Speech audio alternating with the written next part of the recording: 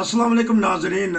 रोशन TV international की कोशिश होती है, जिस तरह मैं हर दफ़ा कहता हूं कि दुनिया भर के लोगों से हम कोशिश करते हैं कि आपका तारुफ करवाया जाए और वहाँ के हालात बताए जाएं। और जो मुहाजरीन को दिक्कत और परेशानियां हैं उनके ऊपर भी बात होती है। हमारे मजहबी प्रोग्राम भी होते हैं, हमारे सियासी प्रोग्राम भी होते हैं। रोशन टीवी एक ऐसा मशहूर टीवी हो गया कि जो दुनिया में हर जगह देखा जाता है।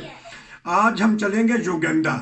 युगांडा अफ्रीका का एक ऐसा प्यारा और खूबसूरत मुल्क है। किसी ने मुझे कहा था कि अगर दुनिया में किसी ने रहना हो, अच्छे इलाके में रहना हो, खुराक के लिहाज से रहना हो, तो युगांडा एक ऐसा मुल्क है कि जहाँ रह के सेहतमंद रहा जा सकता है।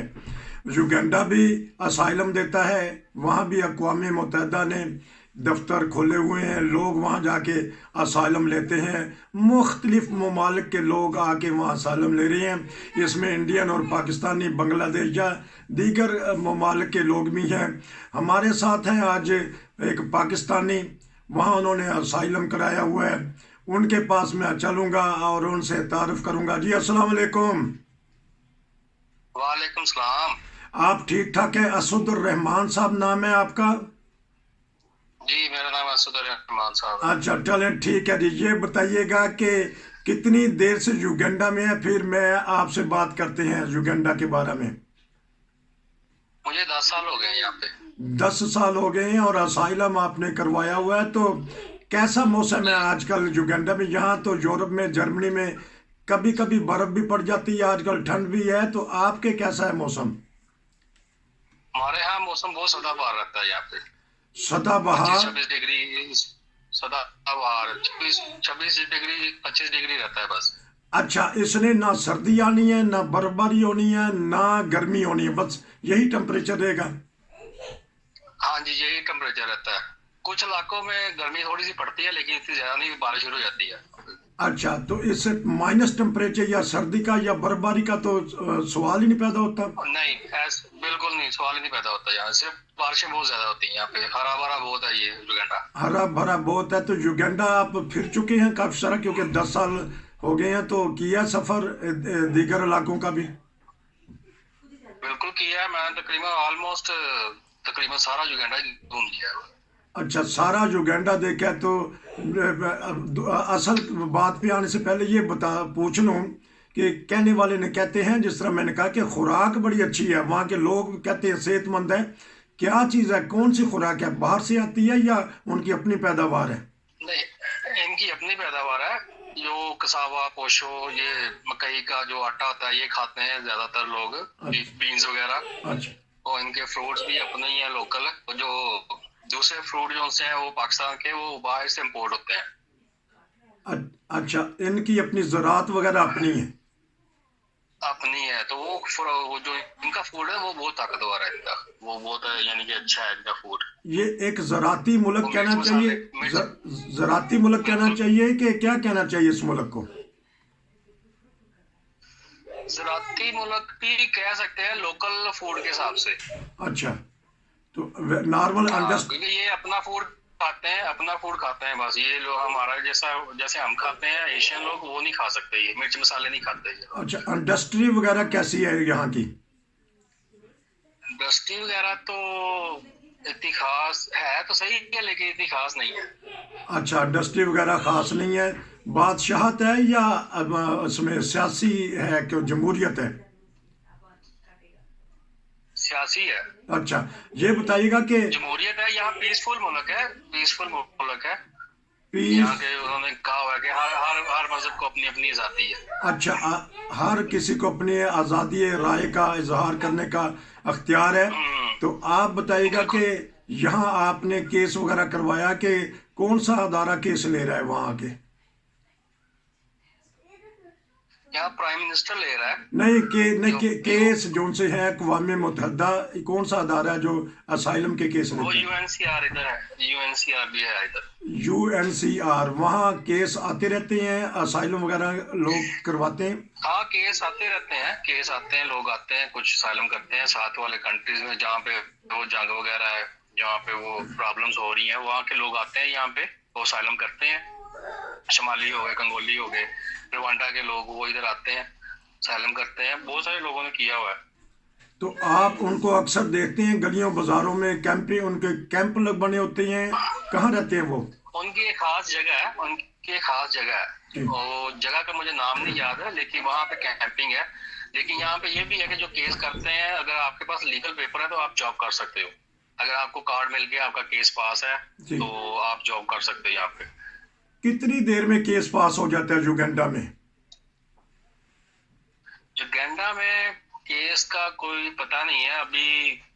2017 से तो बंद थे, लेकिन वो चाहे तो आपको 1 महीने में भी, 1 साल में भी आपको मिल सकता है। मुझे 2 साल के बाद मिला था अच्छा, वहाँ जो निकलने में। स्टेट मुहाजिर का स्टेटस है वो आपको 2 साल के बाद मिल गया, तो उसके बाद पहले क्या दिक्कत होती है और बाद में जब केस पास हो जाता है फिर क्या सहूलियात होती हैं?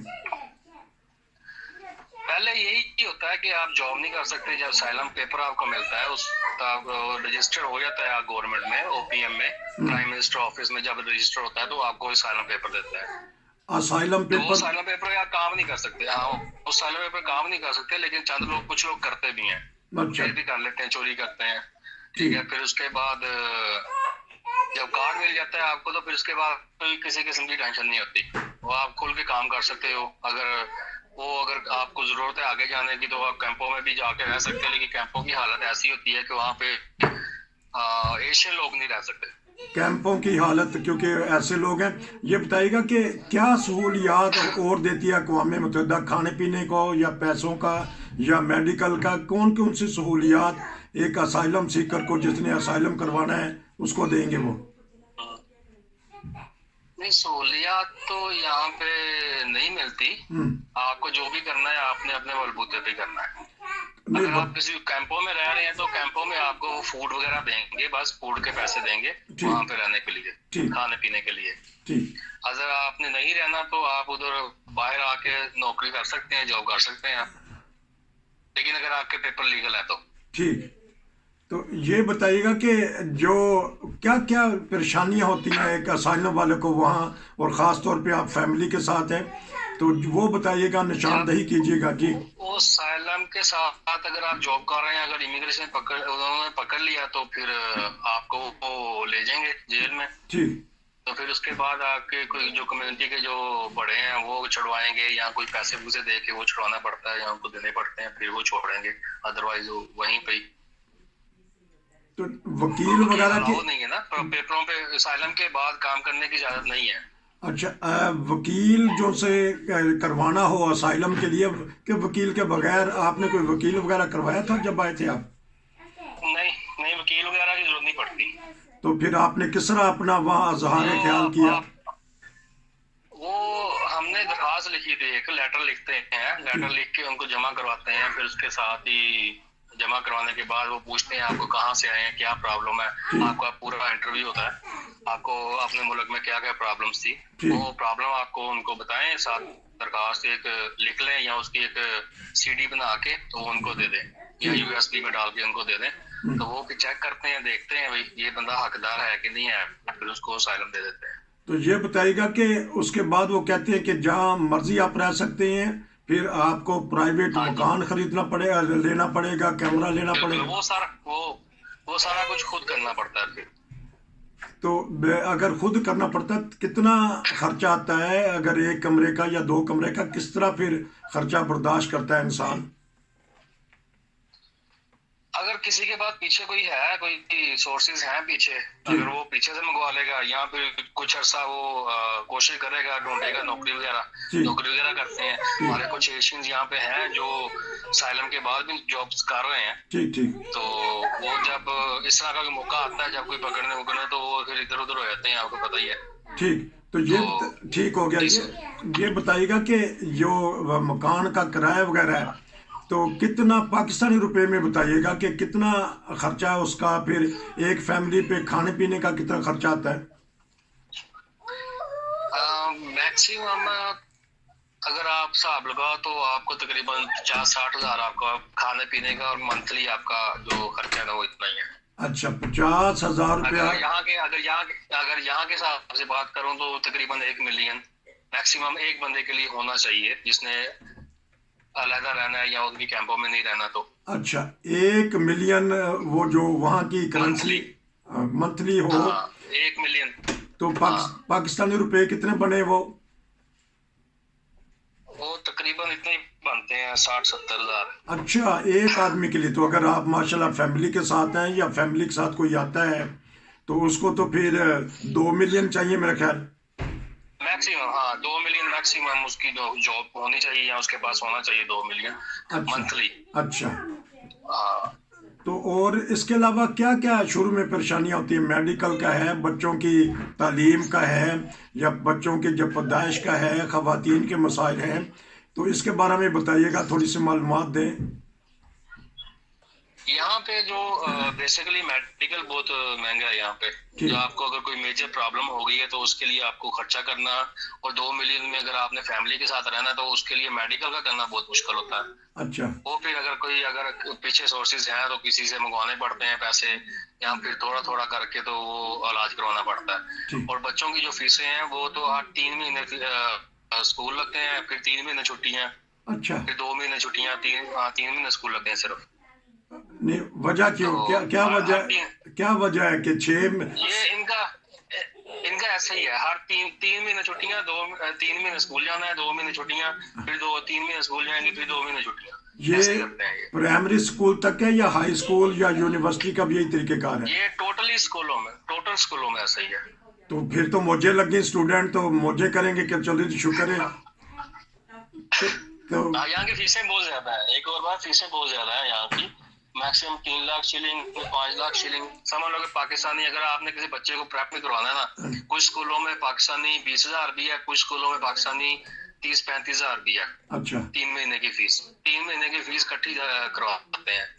तो हाँ म्यारे 3 महीने के बाद। म्यारे तालीम कैसा? अगर आप 6 महीने बच्चे ने स्कूल नहीं जाना, सीखना नहीं, तो डॉक्टर बन जाएंगे, पायलट बन जाएंगे, इंजीनियर बन जाएंगे, साइंसदान बन जाएंगे उस मुल्क में? हाँ पढ़ाई इनकी बहुत अच्छी है, बहुत टफ है पढ़ाई इनकी। पढ़ाई बहुत टफ है इनकी। बच्चों को जब P1 से जो पढ़ाई है ना वो बहुत टफ हो जाती है इनकी। अच्छा, पढ़ाई की तरफ से आप मुतमिन है कि अगर युगांडा में तालीम कोई बच्चा हासिल कर ले प्रॉपर तरीके से तो फिर वो अच्छी तरह तालीम हासिल कर सकता है? हाँ हाँ, वो भी है ना। जिस तरह वो बड़ी क्लास में जाता जाएगा उसकी फीसें बढ़ती जाएंगी। और ये यहाँ पे जो रिफ्यूजी हैं, हम लोग जो उनसे हैं, वो उनके लिए आगे बच्चों को पढ़ाना बहुत मुश्किल है। मैक्सिमम भी अगर आप लगाओ तो अगर नॉर्मल फैमिली है जो सिर्फ घर का खर्चा और कुछ कर रही है तो उसके लिए मैक्सिमम P7 तक वो पढ़ा सकता है। अच्छा, 7th क्लास तक? 7वीं क्लास तक, ठीक। 7 क्लास तक बच्चों को पढ़ा सकता है। उसके बाद इनकी फीसें बहुत हाई हो जाती हैं।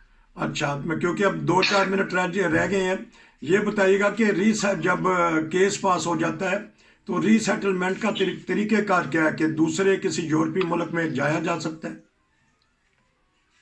जाया नहीं जा सकता, क्योंकि यहाँ के जो रीसेटलमेंट के हवाले से वो हमारी रीसेटलमेंट नहीं हो रही यहाँ पे। नहीं, क्या वजह है? तो उसके उस जी। ये हमें नहीं पता ये क्यों करते हैं ऐसे। कहते हैं आपको छूट दी है, आपकी जॉब कर सकते हो, आप करो और यहाँ पे रहो, आपको कौन सी प्रॉब्लम है। लेकिन उनको, हालांकि इनको बताया भी तो ये प्रॉब्लम्स हैं यहाँ पे, बहुत सारी प्रॉब्लम्स हैं जो हमें फैसिलिटीज नहीं मिल रही। हम्म, तो मेडिकल है, जैसे वो बच्चों की पढ़ाई है, फिर जी। उसके बाद और भी छोटी छोटी बहुत सारी चीजें हैं। हम्म, और यहाँ पे कुछ शर्प पसंद भी होते हैं जो कि किसी वक्त क्या हो जाए कुछ पता नहीं होता। ठीक। लेकिन अल्लाह ने महफूज रखे सबको ही। इतना ज्यादा नहीं है, कोई शादो नादर कोई वाकया हो जाता है इधर ऐसा, अदरवाइज ठीक है। अगर रीसेटलमेंट कोई यूरोपियन कंट्री से आपको कहते हैं कि G5 या हाँ हाँ जी, ये बताइएगा। हाँ जी, अगर अगर स्पॉन्सर करे तो वो हो सकता है G5 में। अच्छा। वो हो सकता है बहुत आसानी से, अगर वो करना चाहे तो कोई भी। जी। अदरवाइज बहुत मुश्किल है यहाँ पे। अगर वो बेसिकली वो मांगते हैं मेडिकल, अगर आपको कोई ऐसी मेडिकल प्रॉब्लम है जिससे वो जिसका इलाज यहाँ पे नहीं है, उसकी भी रिसेटलमेंट करेंगे वो। तो नहीं, अगर कोई वैसे G5 में 5 दोस्त या 5 फैमिली के मेंबर बुलाना चाहते हैं एक फैमिली को, तो हुकूमत जो युगांडा बिल्कुल की बुला सकते हैं। वो बुला सकते हैं? हाँ वो बुला सकते हैं, वो एक्सेप्ट होता है वो। वो बुला सकते हैं। कितनी देर लगती है इस प्रोसीजर को कि अगर कोई G5 करना चाहे तो G5 में अगर G5 में आपको तकरीबन 1.5 साल लग जाता है मैक्सिमम। तो क्योंकि आपकी आवाज़ पूरी दुनिया में जा रही है, तो क्या कहना चाहेंगे जो G5 के मतलब किस मुल्क के लोग कर सकते हैं, हर मुल्क के या सिर्फ अमेरिका और कनाडा के लोग? अमेरिका कनाडा के पास अभी अभी रिसेंटली अभी अमेरिका ने निकाला है जी 5G। जी। उसके लिए वो है तकरीबन $2275। अच्छा। वो अभी कर रहे हैं, लेकिन जिसने भी उसको अगर स्पॉन्सर करना ना अमेरिका से, वो जो स्पॉन्सर कर रहा है उसको एक ट्रेनिंग लेनी पड़ेगी, उसको एक सर्टिफिकेट देंगे। ठीक। जब वो फिर आगे किसी को बुलाएगा तो वो फिर आगे 4 बंदे और मिला के फी बंदा जो सा 2275 है वो फिर हमको स्पॉन्सर कर सकता है वहां पे।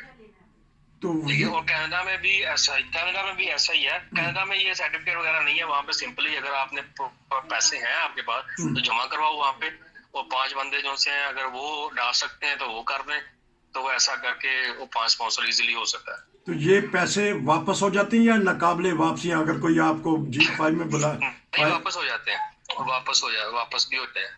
तो जहाँ तक मेरी इन्फॉर्मेशन है कुछ पैसे वापस होते हैं, शायद आधे से ज्यादा वो थोड़ा से रखते हैं अपने पास। तो लेकिन जो उन फैमिली पैसों का यही मकसद होता है कि अगर आप वहाँ चलेंगे तो उन्हीं पैसों में आपने वो जो जिन्हें बुलाया उनकी सरपरस्ती में उन्होंने आपका सारा खर्चा उठाना है। लेकिन सारी तो इसलिए जी जी बताइएगा। उसी में ही वो उसको एडजस्ट करेंगे, उसी में ही उसका खर्चा वहां पे चलेगा। ठीक। फिर उसके बाद वो अगर चाहे तो वो आधे पैसे साल के बाद वापस भी मिल जाते हैं, आधे से ज्यादा मिलते हैं या आधे मिलते हैं। और बाकी जो है वो फिर उनकी अपनी है कि वो कैसे वो देगा दूसरा जो यहाँ से गया है। ठीक, वो तो ठीक है, क्योंकि यहाँ की फिर जो हुकूमतें हैं वो काम देती हैं या फिर जो अलाउंस वगैरह देती हैं। तो क्या कहना चाहेंगे कि अगर कोई दोस्त मिल जाए, एक दूसरे के रिश्तेदार होते हैं वहाँ कि G5 या 5G इसको कहते हैं, तो फिर आसानी से वहाँ से बहुत सारे लोग निकल सकते हैं युगांडा से? बिल्कुल निकल सकते हैं। अगर वहाँ पे अगर दोस्त वगैरह कोई है, कोई ऐसी फैमिलीज हैं जो दर्द दिल रखती हैं, अगर वो चाहे तो कर सकती हैं। अच्छा। तो ठीक है, रिश्तेदार भी कर सकते हैं। अगर रिश्तेदार अगर इस काबिल है वहाँ पे वो कर सकते हैं। टैक्स पेयर है तो टैक्स पेयर कर सकता है।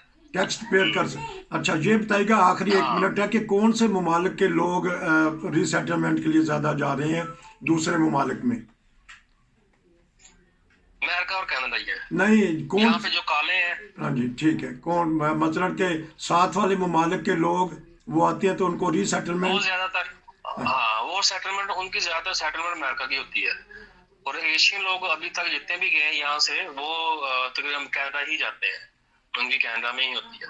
चले जी, मैं क्योंकि अब वक्त ज़्यादा हो गया, मैं अगले प्रोग्राम में आपसे पता करूंगा बच्चों के बारे में, और जो ख़वातीन के मसाइल हैं, या ज़ुबान का मसला है, या मकान का मसला है, या तालीम का मसला है, जो भी युगांडा में एक मुहाजिर को, एक असाइलम लेने वाले को होते हैं, उस पर हम बात आपसे करेंगे।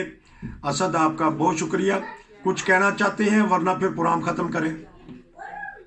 नहीं, सब कुछ तो कह दिया। ठीक है, आपने बातों बातों में सब कुछ कह दिया है। नाज़रीन, ये थे हमारे असद साहब युगांडा से, वहाँ भी हमारा प्रोग्राम देखा जाता है। अगर आप भी हमारे साथ अपने इल्म शेयर करना चाहते हैं, बताना चाहते हैं, तो रब्ता कीजिएगा, व्हाट्सएप पे मैसेज कीजिएगा। हम आपका प्रोग्राम पूरी दुनिया में दिखाएंगे, आपकी आवाज़ पूरी दुनिया में जाएगी। हो सकता है आपकी आवाज़ किसी के कानों में पड़ जाए, किसी के दिल को एहसास हो जाए, और आप भी वहाँ से, क्योंकि 10-10 साल से वहाँ रह रहे हैं लोग, बड़े परेशानी में हैं। अगर काश ये भी ऐसे इलाके में आए जहाँ खुली फ़ज़ा हो, अपने बच्चों की रोशन मुस्तकबिल हो, क्योंकि वहाँ कहते हैं कि मजहबी आज़ादी तो है, लेकिन बच्चों की तालीम 7वीं क्लास से के बाद बच्चों का फ्यूचर नहीं है यहाँ पे, बच्चों का फ्यूचर नहीं है। तो बच्चों की फ्यूचर के लिए कदम बढ़ाएं साथ। तो देखते रहिए रोशन टीवी को। इंशाल्लाह दोबारा आपसे मुलाकात होगी। नसीर को इजाज़त दीजिए। अस्सलाम वालेकुम।